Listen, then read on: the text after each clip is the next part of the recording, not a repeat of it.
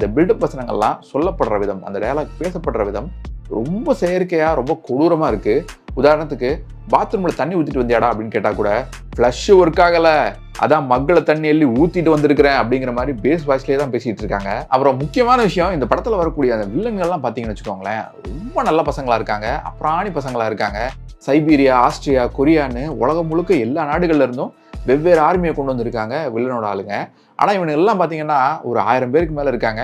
எல்லார் கையிலுமே கன் இருக்குது. ஆனால் ஒருத்தங்க கூட ஒரு சீனில் கூட ஹீரோவை பார்த்து கன் எடுத்து சுட மாட்டானுங்க. கையில் கன் வச்சிருந்தா கூட அதெல்லாம் கீழே போட்டுட்டு கத்தி எடுத்து தான் சண்டை போடுறானுங்க. போய் அவர்கிட்ட அடி வாங்கியே சாவறானுங்க. என்ன மனுஷன்?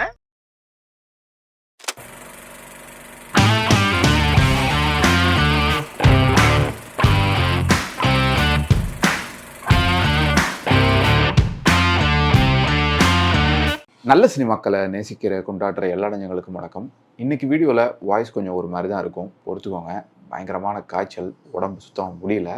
ஸோ இந்த வீடியோவில் நம்ம என்ன பார்க்க போகிறோம்னா, இயக்குனர் பிரசாந்த் நீல் டைரக்ஷனில் பிரபாஸ், பிருத்விராஜ், ஸ்ருதிஹாசன் மற்றும் பலர் நடிச்சிருக்கிற சலார் தெலுங்கு திரைப்படத்தோட விமர்சனம். இந்த படத்தோட கதை என்னன்னா, படத்தோட ஆரம்பத்தில் ரொம்ப வருஷம் கழிச்சு இந்தியாவுக்கு வர ஸ்ருதிஹாசனை கொல்றதுக்காக சில கும்பல் தேடிட்டு இருக்காங்க. அப்போது ஸ்ருதிஹாசனோட அப்பாவும் மைம் கோபியும் இவங்களை காப்பாற்ற ஒரே ஒருத்தரால் தான் முடியும் அப்படின்னு சொல்லிட்டு அவங்கள கொண்டு வந்து பிரபாஸ் வீட்டில் விட்டுட்டு போயிடுறாங்க. பிரபாஸோட அம்மா பொறுப்பில் விட்டுட்டு போயிடுறாங்க. இந்த கதை ஒரு பக்கம் போயிட்டு இருக்கும்போதே பிரபாஸோட கதையை ஸ்ருதிஹாசன் கிட்ட ஒரு ஃப்ளாஷ்பேக்காக சொல்றாரு மைம் கோபி. பிரபாஸும் பிருத்விராஜும் சின்ன வயசுல இருந்தே உயிர் நண்பர்கள். பிரபாஸையும் அவரோட அம்மாவையும் ஒரு பிரச்சனையிலேருந்து காப்பாற்றுறாரு பிருத்விராஜ். அந்த பிரச்சனைக்கு பின்னால பிரபாஸ் அவரோட அம்மா கூட வெளியூர் கிளம்பி போறாரு. ஆனால் கிளம்பி போறதுக்கு முன்னால, நான் உலகத்துல எந்த மூலையில இருந்தாலும் நீ என்னை எப்போ கூப்பிட்டாலும் உனக்கு என்ன பிரச்சனைனாலும் உனக்காக மட்டும் வருவேன் அப்படின்னு சொல்லிட்டு ஒரு சத்தியம் பண்ணிட்டு போறாரு. 2 பேரும் வளர்ந்து பெரிய ஆளான பின்னால பிருத்விராஜுக்கு ஒரு பெரிய பிரச்சனை வருது. அவரோட கான்சார் சாம்ராஜ்யத்துல எல்லாருமே அவருக்கு எதிராக இருக்காங்க. அவரை அழிக்கணும், அவரை கொல்லணும்னு ட்ரை பண்றாங்க.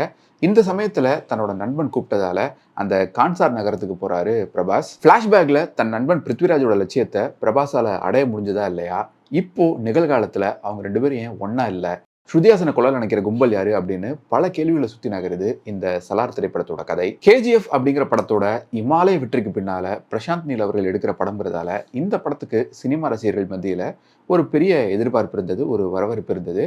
அதுவும் பிரபாஸ் இந்த படத்துல ஹீரோவா நடிக்கிறாரு அப்படிங்கிறதால தொடர்ச்சியா தோல்வி படங்களா கொடுத்துட்டு இருக்கிற அவரோட கெரியர்ல இந்த படமாவது ஹிட் அமையுமா அப்படிங்கிற ஒரு கேள்வியும் இருந்தது. யூஸ்வலா நம்ம ரிவ்யூக்குள்ள எப்பவும் சொல்ற மாதிரி பிளஸ் பாயிண்ட் மைனஸ் பாயிண்ட் அப்படின்னு தனித்தனியா சொல்லாம ஒரு ஃப்ளோவாக சொல்லலாம்னு நினைக்கிறேன். ஏன்னா இந்த படத்தில் பெரும்பாலும் எந்த விஷயங்களுமே பெருசாக எனக்கு ஒர்க் ஆகலை.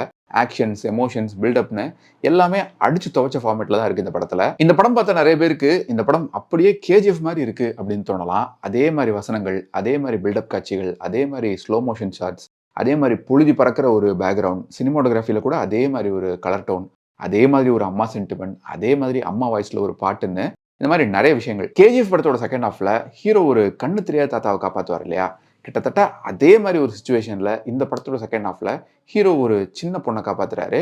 இந்த சீன்ஸ் எல்லாம் பார்க்கும்போது, இந்த படத்தோட ஸ்க்ரீன் பிளே ஃபார்மேட்டை பார்க்கும்போது இந்த டேரக்டர் வந்து கேஜிஎஃப் படத்தையே அப்படியே திரும்ப எடுத்து வச்சிருக்காருன்னு உங்களுக்கு தோணலாம். ஆனால் அதுதான் இல்லை. கேஜிஎஃப் படத்துக்கு முன்னால டைரக்டர் பிரசாந்த் நீல் உக்ரம்னு ஒரு படம் எடுத்திருந்தாரு. அந்த படமும் 2 நண்பர்கள் பற்றின கதை தான். அந்த கதையை தான் கொஞ்சம் மாற்றி லைட்டாக பட்டி டிங்கரிங்லாம் பண்ணி சலார் அப்படிங்கிற பேரில் இன்னும் கிராண்டாக எடுக்க போகிறேன் அப்படின்னு சொல்லியிருந்தாரு இயக்குனர் பிரசாந்த் நீல். ஆனால் அவர் பெருசாக எதையும் மாற்றியெல்லாம் எடுக்கலை. அதே ஆம்லேட்டை தான் அப்படியே திரும்ப போட்டு வச்சிருக்காரு. வில்லன் கும்பல் ஒரு பொண்ணை தூக்கம் நினைக்கிறது, அந்த பொண்ணை ஹீரோ காப்பாற்றுறது, தன்னோட ஃப்ரெண்டுக்கு செஞ்சு கொடுத்த சத்தியத்துக்காக அவனுக்காக அவனோட ஊருக்கு ஹீரோ போகிறது, தன்னோட அம்மாவுக்கு பண்ணி கொடுத்த சத்தியத்துக்காக ஹீரோ அகிம்சை வழியில் அமைதியாக இருக்கிறது, இந்த மாதிரி எல்லா விஷயங்களும் அப்படியே உக்ரம் படத்தில் இருந்த மாதிரியே இருக்குது. உக்ரம் படத்தோட கதையையும் கேஜிஎஃப் படத்தோட சீன்ஸையும் கலந்து கட்டி ஒரு படமா பண்றேன் அப்படின்னு சொல்லி ஸ்கேம் பண்ணியிருக்காங்க இயக்குனர் பிரசாந்த் நீல் அண்ட் கோ. இந்த படத்துல எனக்கு பிடிச்சிருந்த சில விஷயங்கள் என்னன்னா, முதல் விஷயம், இந்த படம் முழுக்க ஹீரோவுக்கு எக்கச்சக்கமான பில்டப் கொடுக்குறாங்க. ஆனா அதுல நிஜமாவே 1-2 காட்சிகள் மாசா இருந்தது. உதாரணத்துக்கு இந்த படத்தோட முதல் சீன், தன் நண்பனோட மூக்கு கடைத்தை வாங்குறதுக்காக ஒரு மல்யுத்த வீரன் கூட சின்ன பையனா இருக்கிற ஹீரோ மோதுற ஒரு சீன். அதே போல இந்த படத்தோட மேக்கிங்கும் சிறப்பா இருந்தது. இந்த படத்தோட cinematography, production design, sound designing, Anbariv பண்ணியிருக்கிற சண்டை காட்சிகள்னு டெக்னிக்கலா இந்த படம் ரொம்ப ஸ்ட்ராங்கா இருந்தது. கான்சார் அப்படிங்கிற அந்த நகரத்தை இவங்க கன்சீவ் பண்ணியிருக்கிற விதம், விஷுவலைஸ் பண்ணியிருக்கிற விதமும் பிரமாதமா இருந்தது. இந்தியான்னு சொல்லிட்டு முழுக்க முழுக்க இட்டாலி உட்பட நிறைய யூரோப்பியன் கண்ட்ரிஸ் தான் காட்டினாலும் கூட இவங்க காட்டியிருக்கிற அந்த லேண்ட்ஸ்கேப், வெவ்வேறு இனக்குழுக்கள், அவங்களோட சட்டம்னு அந்த கான்சார் நகரம் உருவாக்கப்பட்டிருக்கிற விதம் இன்ட்ரெஸ்டிங்கா இருந்தது. ஆனா அதுல என்ன பிரச்சனைனா, செகண்ட் ஹாஃப்ல அந்த கான்சார் நகரத்தை காட்டும் போது நமக்கு கதையா சொல்றாங்க. ஒரு 2 கதை சொல்லி அதை நம்ம உள்வாங்கிக்கிறதுக்குள்ளேயே அடுத்து வேற ஒரு 4 கதைகள் சொல்றாங்க. சீஸ்ஃபயர் ஓட்டிங், காப்பாளனுக்கு எத்தனை ஓட்டு, அப்புறம் துரைக்கு எத்தனை ஓட்டு, கர்த்தாவுக்கு எத்தனை ஓட்டு அப்படின்லாம் சொல்றாங்க. பிருத்திவிராஜோட தாத்தா கதையை சொல்றாங்க.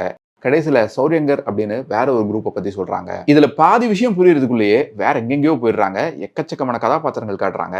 அதனாலேயே அந்த கான்சார் நகரத்துல யார் யாருக்கு அண்ணன், யார் யாருக்கு பையன், யார் யாருக்கு பெரியப்பா, சித்தப்பா, மாமா, மாமியார்னு ஒரு அளவும் புரியல. இது போக வெலம்கரி, பத்ரன், மகாரான்னு புது புது ஊர்களா காட்டுறாங்க. இது எதையுமே ஞாபகம் வச்சுக்க முடியல. பெர்ஃபார்மன்ஸ் வைஸ் இந்த படத்துல ஒரு நல்ல சப்டலான பெர்ஃபார்மன்ஸை கொடுத்துருக்குது அப்படின்னா நடிகர் பிருத்விராஜ் மட்டும்தான்.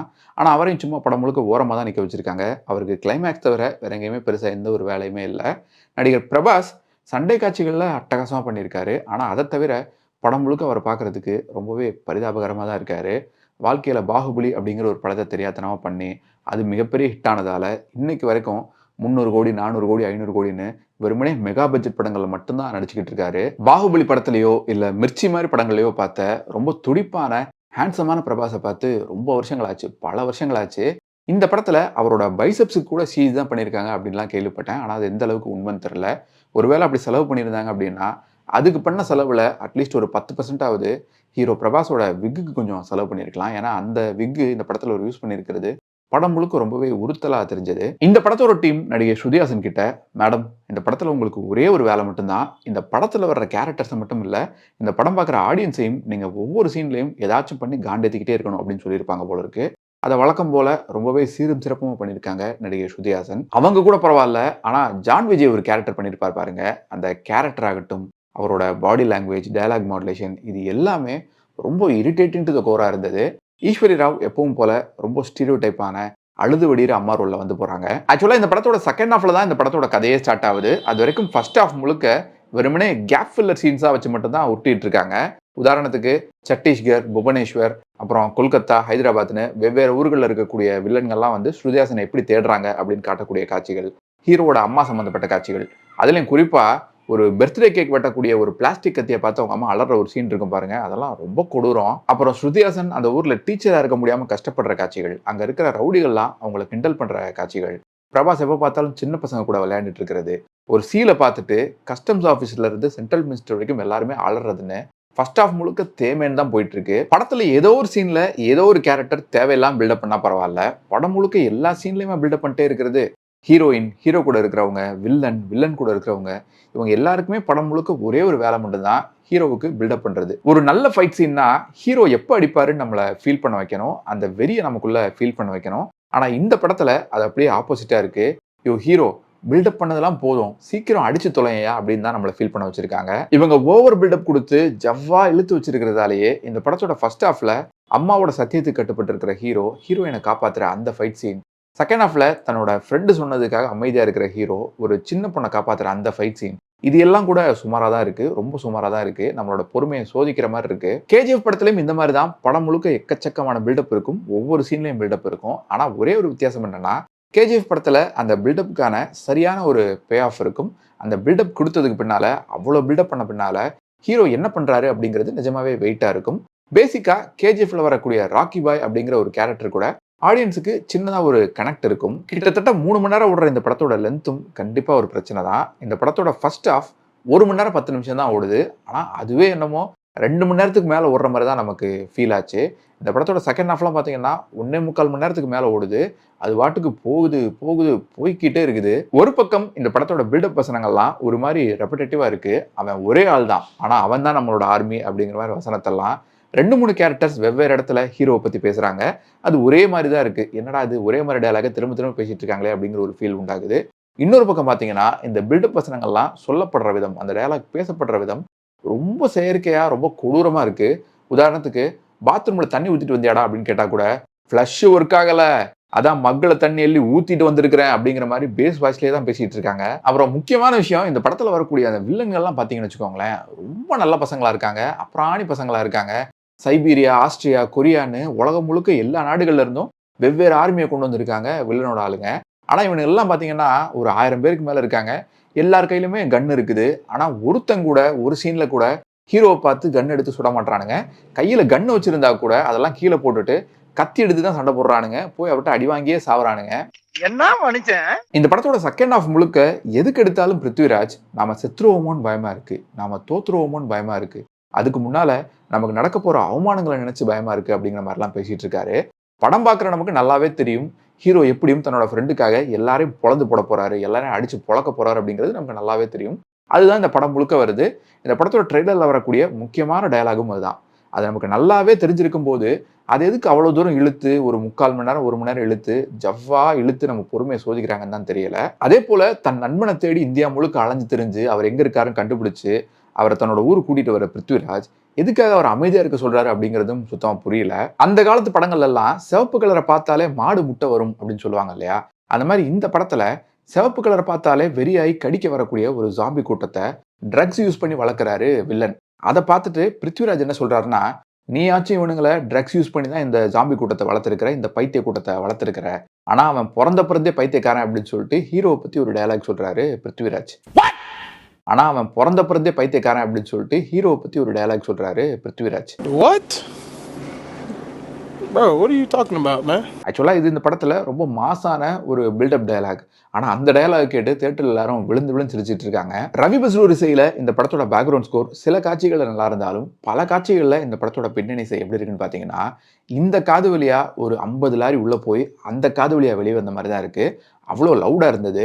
மொத்தத்துல இந்த சலார் பார்ட் 1 திரைப்படம் எப்படி இருக்குன்னு கேட்டீங்கன்னா, ரொம்ப சுமாரான ஒரு ஆக்ஷன் படம் தான். பிரபாஸோட முந்தைய படங்கள் சாஹோ, ஆதிபுருஷ், ராதேஷ்யாம் இந்த மாதிரி படங்களை கம்பேர் பண்ணும்போது வேணா இது கொஞ்சம் பெட்டர் அப்படின்னு சொல்லிக்கலாம். மற்றபடி பெருசா ஒன்றும் இல்லை. பிரபாஸ் இன்னும் பாகுபலி படத்தோட ஹேங் ஓவர்லேருந்தே வெளியே வரலன்னு நினைக்கிறேன். பிரசாந்த் நீலும் இன்னும் கேஜிஎஃப் அவர் எடுத்த முந்தைய படமான கேஜிஎஃப் படத்தோட ஹேங் ஓவர்லேருந்து இன்னும் வெளியே வரலன்னு நினைக்கிறேன். இந்த படத்தோட கிளைமேக்ஸ் ட்விஸ்ட் கூட சாஹோ படத்தோட ஃபீல்ல தான் இருக்கு. ஸோ இந்த ரிவ்யூ உங்களுக்கு பிடிச்சிருந்தா மறக்காம உங்க ஃப்ரெண்ட்ஸ் அண்ட் ஃபேமிலி கூட ஷேர் பண்ணுங்க. நீங்க ஏற்கனவே இந்த சலார் படத்தை தியேட்டர்ல பார்த்துருந்தீங்கன்னா உங்களோட கருத்துக்களை கீழே கமெண்ட்ஸை சொல்லுங்க. மீண்டும் வேற ஒரு வீடியோவில் சந்திப்போம். இன்னும் நிறைய சினிமாக்கள் பார்ப்போம், நிறைய சினிமாக்கள் பற்றி பேசுவோம். நன்றி.